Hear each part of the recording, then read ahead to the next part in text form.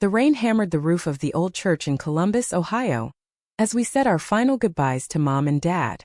I never imagined that the day we buried our parents would also be the day our family fell apart. When Uncle Richard stood up during the reception and announced that because of Olivia's lifestyle, the three of us were no longer welcome in the family home, my world shattered.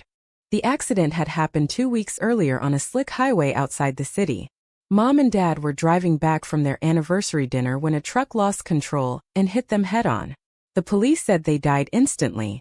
At 28, I still felt like a kid standing in that receiving line shaking hands with people I barely remembered from childhood.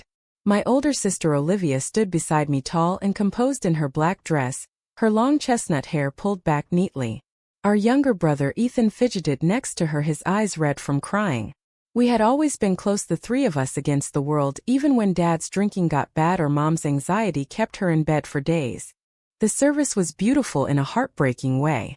Flowers filled the altar and the pastor spoke about legacy and love. Then came the reception in the church hall with casseroles and whispered condolences. That's when Uncle Richard and Aunt Linda cornered us near the coffee urn. Richard cleared his throat and looked straight at Olivia. "We read the will this morning. Your parents left the house and most of the savings to us to manage.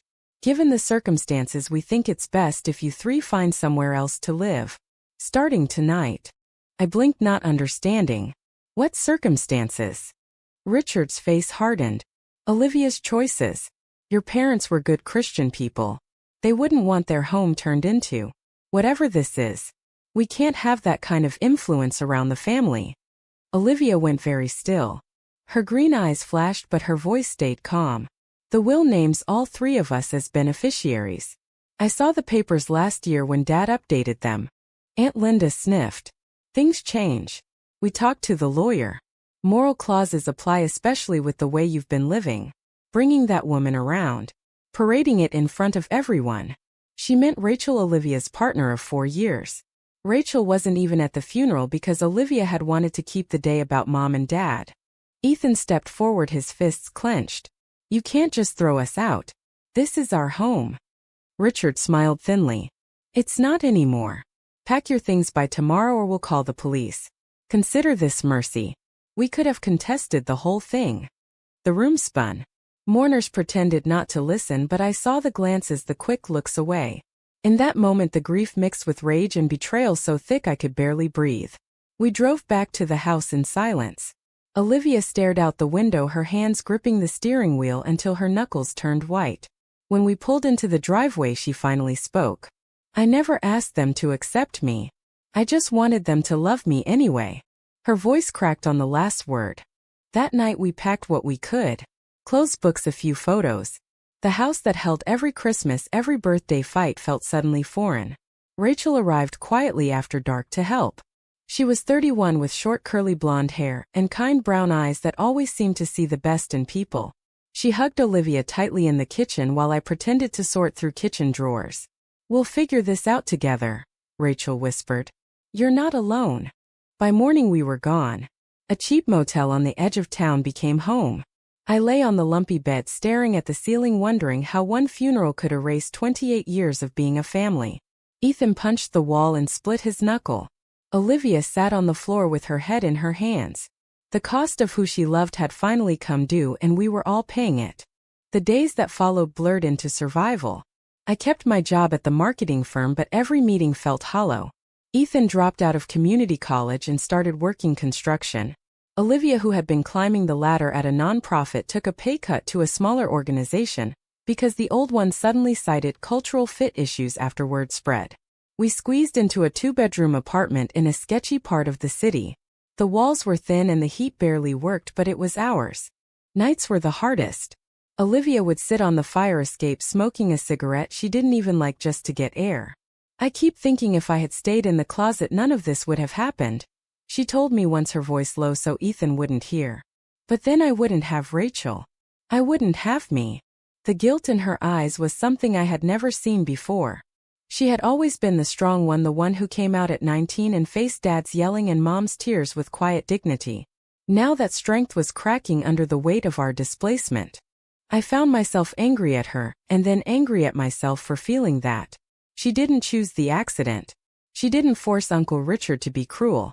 Yet every time the landlord raised the rent or Ethan came home with new bruises from work, I wondered what our lives would look like if Olivia had just pretended. The thought made me sick. Love wasn't supposed to be a transaction, but in our family it had become one. Rachel became a quiet rock. She cooked meals on her days off, brought small plants to brighten the apartment, and never once complained about the cramped space or the tension. One evening I walked in on her and Olivia slow dancing in the tiny living room to an old song on the radio. Olivia rested her head on Rachel's shoulder, her eyes closed. For a second the world felt almost okay. Then Ethan slammed the door coming home and the moment shattered. He glared at them before disappearing into his room. The betrayal wasn't just from the relatives anymore. It was spreading inside our own circle. Weeks turned into months. We scraped by. I took on extra freelance work. Ethan started drinking more than he should. Olivia threw herself into her job fighting for LGBTQ youth funding at the nonprofit, but every victory felt hollow when our own family had rejected her so completely. One night after a particularly bad argument with Ethan, she broke down in my arms. "I keep seeing Mom's face at the funeral. Did she really agree with them, Sarah? Did she die thinking I was broken?" The question hung between us, heavy with years of unspoken pain. I had no answer. All I knew was that the price of her truth had cost us everything and the bill was still coming due. The first year was a masterclass in endurance. Our apartment became a pressure cooker of grief, resentment, and fragile hope. Mornings started with the smell of cheap coffee and the sound of Ethan cursing at the hot water heater that never worked right. I would leave for the office trying to paste on a professional smile while carrying the weight of the previous night's silence. Olivia and Rachel shared the smaller bedroom, making the best of twin beds pushed together. Ethan and I took the other room, divided by a makeshift curtain. Privacy was a luxury we could no longer afford. Socially, the rejection spread like ripples. Cousins who used to invite us to barbecues stopped calling. Old neighbors crossed the street when they saw us. At work, a coworker I thought was a friend asked if I was okay living like that. I quit the conversation before it turned ugly, but the sting remained. Being related to Olivia now carried a stain in the eyes of people who had known us our whole lives. The prejudice wasn't always loud. Sometimes it was the polite decline of invitations, the sudden busyness, the way conversations died when her name came up. Olivia's internal struggle deepened. She had always been the one to stand tall, but now doubt crept in during quiet moments. I caught her staring at old family photos one night, tears tracking silently down her cheeks. I keep replaying every holiday. Every time Mom hugged me a little tighter, like she was trying to fix something she couldn't name. Was I selfish for not hiding it? Her voice was barely above a whisper. Rachel sat beside her, rubbing small circles on her back. The love between them was obvious and steady, yet even that became complicated. Rachel wanted to move in more fully to help with bills, but Olivia resisted, fearing it would make things harder for Ethan and me. Sacrifices layered on sacrifices. Ethan's anger found new targets. He started spending evenings at bars, coming home smelling of whiskey and regret. One night he exploded at dinner. "If you hadn't brought Rachel around all the time, maybe they wouldn't have used it against us. Dad always said you were pushing it." The words landed like punches. Olivia didn't flinch, but I saw the light dim in her eyes. She stood up quietly and left the table. Later I found her on the fire escape again. "He's hurting too," she said. "But it doesn't make it okay." That night I confronted Ethan in the hallway. "She's our sister. The same one who helped you with homework and covered for you when you snuck out. Don't you dare blame her for their hate." He wouldn't meet my eyes. The crack in our sibling bond widened. Rachel became the unexpected bridge. She listened without judgment, helped Ethan study for his GED when he decided to try again, and gently encouraged Olivia to see a therapist. The sessions were expensive but necessary. Olivia came home from the first one exhausted but lighter. The counselor said family rejection does this. It makes you question your worth. But my worth isn't defined by them. Hearing her say it out loud felt like a small victory. Still, the damage was done. Nights when nightmares of the funeral woke me, I would hear Olivia crying softly in the next room. Rachel's voice murmuring comfort. The cost was measured in sleep lost, in trust fractured, in futures delayed. By the end of the second year, things had stabilized somewhat. We moved to a slightly better apartment. I got a promotion. Ethan found steady work as an apprentice electrician. Olivia was promoted to program director at the nonprofit, her passion for helping queer youth turning into real change. She and Rachel celebrated their 5th anniversary with a small dinner, just the 4 of us. For a few hours the laughter felt genuine. Then Uncle Richard's lawyer sent a letter reminding us that any claim to the family assets was closed. The past refused to stay buried. The turning point came quietly. Olivia started staying late at work researching estate law on her own time. She never said much, but I noticed the legal books, the late-night calls. One evening she sat us down in the living room. Rachel beside her holding her hand. "I've been looking into the will. Something doesn't add up. Dad told me years ago that the house was to be split 3 ways no matter what. The version they showed us at the funeral had different language. Moral clauses that weren't there before." Ethan scoffed, but I saw the spark of curiosity in his eyes. Olivia continued, her voice steady. "I'm not doing this for the money. I'm doing it because they don't get to rewrite our family story to erase me. To erase us." In that moment I saw the shift. The woman who had absorbed every blow with quiet grace was choosing to fight. The decision carried risks. Legal fees. Public exposure. Further family estrangement. But the alternative was living as permanent exiles from our own history. As we talked late into the night weighing the choices, the air grew thick with possibility and fear. Olivia looked at each of us in turn. This could tear what's left of us apart. Or it could finally make us whole. "I need to know you're with me." Rachel squeezed her hand. I nodded. Ethan hesitated, then gave a short jerk of his head. The path forward was set, even if none of us knew where it would lead. The price of justice was about to get much higher. 3 years after the funeral the fight began in earnest. Olivia had transformed. The nonprofit work had sharpened her into a formidable advocate. She filed the initial petition, quietly gathering evidence that the will had been altered after our parents' death. The lawyer she hired, a sharp woman named Carla, specialized in contested estates and discrimination cases. "This won't be pretty," Carla warned during our first meeting in her downtown office. "They'll drag your personal life into it. Your relationship. Your history. Everything." Olivia met her gaze without flinching. "Let them. I'm done hiding." The legal process moved slowly at first. Depositions, requests for documents. Uncle Richard and Aunt Linda responded with fury. They countersued, claiming undue influence and moral unfitness. The court papers described Olivia's life in clinical cruel terms. Openly homosexual lifestyle incompatible with the values of the deceased. Reading them felt like being slapped repeatedly. At family gatherings that no longer included us, the narrative spread that Olivia was greedy, using her agenda to steal from the rightful heirs. The toll on our small family was immediate.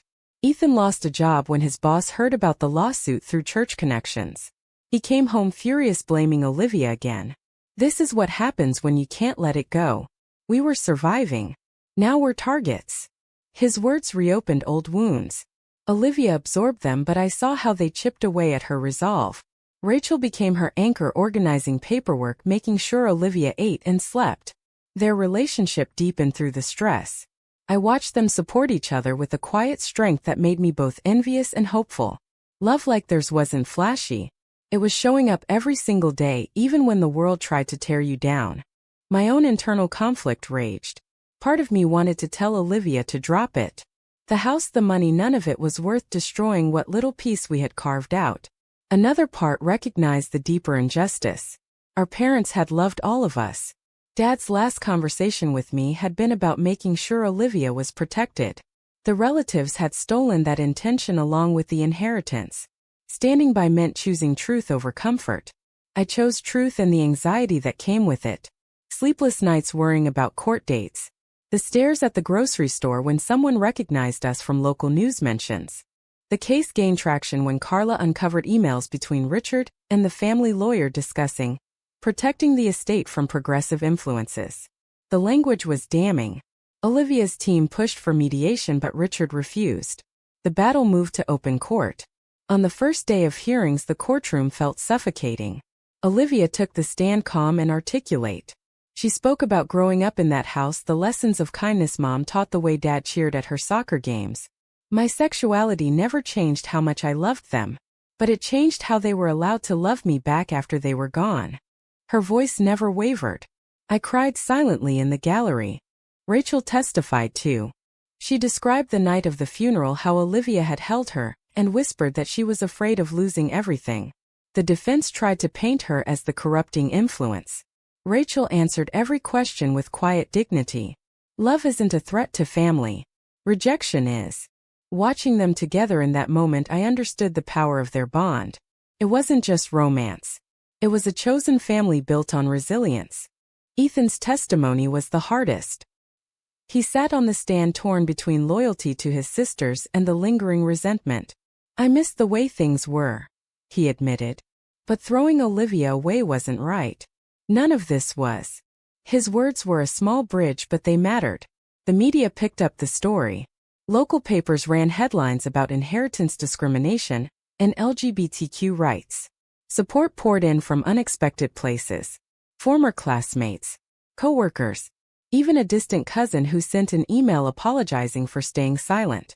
The awakening spread beyond our little circle. Yet the personal cost mounted.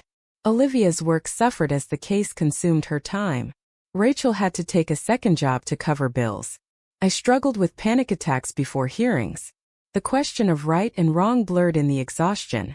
Was fighting for justice healing old wounds or creating new ones? Olivia wrestled with it openly one night after a brutal cross-examination. Every time they call me unfit, I wonder if they're right. If my truth cost us too much. Rachel pulled her close. Your truth is what kept us alive. Don't let them take that too. As the trial headed toward closing arguments, the stakes had never been clearer. We had sacrificed stability, relationships, and peace. But we had also found voices we didn't know we possessed. The family that rejected us at the funeral had inadvertently forged something stronger in the fire of their betrayal. The final reckoning was coming, and whatever the verdict, the real justice would be measured in how we chose to live afterward. The courtroom drama reached its peak in the final weeks. Uncle Richard took the stand looking every bit the aggrieved patriarch. His testimony painted Olivia as the instigator, the rebellious daughter, who had broken their parents' hearts long before the accident. We were protecting the legacy, he claimed. They wouldn't have wanted their hard-earned home funding that lifestyle. The words echoed through the room, cold and final. Olivia sat perfectly still, but I saw her fingers dig into her thighs. The moral battle lines were drawn in public, and the cost was measured in dignity stripped away layer by layer. Cross-examination was brutal. Carla dismantled his story piece by piece, revealing inconsistencies in the will's timeline and the emails that showed premeditation. Richard's face reddened as the judge allowed more evidence. Aunt Linda cried on the stand, claiming they had only wanted what was best. We love all the children, she insisted. But some choices have consequences. The hypocrisy stung. Their love had conditions written in fine print and bank statements. Outside the courthouse, the pressure intensified. Protesters from conservative groups showed up with signs. Supporters from LGBTQ organizations countered. The story went national for a brief news cycle. Olivia gave one interview, her voice steady as she described the night we were evicted. They didn't just take a house. They took our right to grieve without shame. The interview went viral. Messages flooded in from strangers sharing their own stories of family rejection. The solidarity was beautiful and overwhelming. It reminded us we were never truly alone, even when blood relatives turned away. The strain on our relationships tested everything. Ethan and Olivia had a major fight after one hearing. He accused her of enjoying the spotlight. She fired back that he had benefited from her silence for years. They didn't speak for days. I mediated as best I could, but the exhaustion was wearing me thin. Rachel became the glue holding us together, organizing meals, listening to each of us vent, and reminding Olivia to breathe. Their partnership was the quiet triumph amid the chaos. One evening I walked in on them slow dancing again, this time in our slightly larger apartment. The sight brought tears to my eyes. In choosing each other, they had modeled the family we were trying to rebuild. My own awakening came during a late-night conversation with Olivia. She admitted the fear that winning might not bring the closure she craved. What if we get the house back, and it still feels empty because they never really loved me as I am? The question cut deep. I realized then that justice wasn't just about assets. It was about rewriting the narrative that said her love made her lesser. The moral choice wasn't simple. Fighting meant more pain, more exposure. Walking away meant accepting erasure. We chose to fight and paid for it in therapy bills, lost sleep, and strained friendships. The defense tried one last tactic. They called a distant relative who testified about family values and how Olivia's openness had supposedly caused rifts even before the funeral. The testimony backfired when Carla highlighted the relative's own financial ties to Richard. The judge grew visibly impatient with the theatrics. In closing arguments, Carla spoke powerfully about love, legacy, and equal protection under the law. Olivia's team had built an airtight case. The waiting period after closing was torture. We gathered in the apartment every evening, the four of us plus Carla sometimes. Conversations turned philosophical. Was it right to drag the family name through court? Had Olivia's stand been worth the additional trauma? Rachel argued it was necessary for healing. Ethan remained ambivalent but less hostile. I found myself believing that some betrayals demanded accountability, not forgiveness on their terms. The internal debates mirrored the larger societal ones playing out in headlines across the country. When the verdict came, it was a partial victory. The judge ruled the will had been improperly altered. The house and a significant portion of the assets would be divided among the three of us. Richard and Linda were ordered to pay legal fees and face potential further sanctions. The courtroom erupted in quiet murmurs. Olivia closed her eyes for a long moment, then reached for Rachel's hand. Tears slipped down her cheeks. The fight had been won, but the scars remained. The months after the verdict brought a strange mix of relief and emptiness. We sold the family house, splitting the proceeds. None of us wanted to live in the place that held so many ghosts. The money helped Ethan start his own electrical business. I paid off debts and took time to travel a little. Olivia and Rachel bought a small home in a quieter neighborhood, planting a garden together as a symbol of new roots. On the surface, we had reclaimed what was stolen. Beneath it, the emotional work continued. Family reconciliation was partial at best. A few cousins reached out awkwardly. Richard and Linda never apologized. The last contact was a terse email acknowledging the court order. No mention of regret or love. Olivia read it once, then deleted it. Some doors stay closed for a reason, she said. The decision to move forward without their approval was itself an act of justice. The real transformation happened within us. Ethan started therapy and slowly repaired his relationship with Olivia. He even attended a pride event with her one year, standing awkwardly at first, then smiling as he watched her march with Rachel. I found new purpose volunteering with organizations that supported families in crisis. The experience taught me that blood alone doesn't make a family. Choices do. Olivia and Rachel's love remained the heart of the story. They got engaged the following spring in the same park from the early days of their relationship. The proposal was simple and perfect. Rachel on one knee, surrounded by the friends who had become our chosen family. Olivia said yes through happy tears. Watching them, I understood that their bond had been the quiet revolution all along. Not loud or confrontational, but steady and true. It had carried us through the darkest times. As the years settled, the pain didn't vanish, but it softened. We gathered for holidays in new ways, creating traditions that honored our parents without erasing Olivia's truth. The price each of us paid was real. Lost time, fractured trust, battles with self-doubt. Yet the awakening was worth it. We learned that justice sometimes means refusing to accept less than your full humanity. Looking back at the road from that rainy funeral to this place of hard-won peace, one question lingers. Was our lesbian sister's courageous stand for justice the right choice, even though it shattered what remained of our original family, or did the fight ultimately cost more than it healed?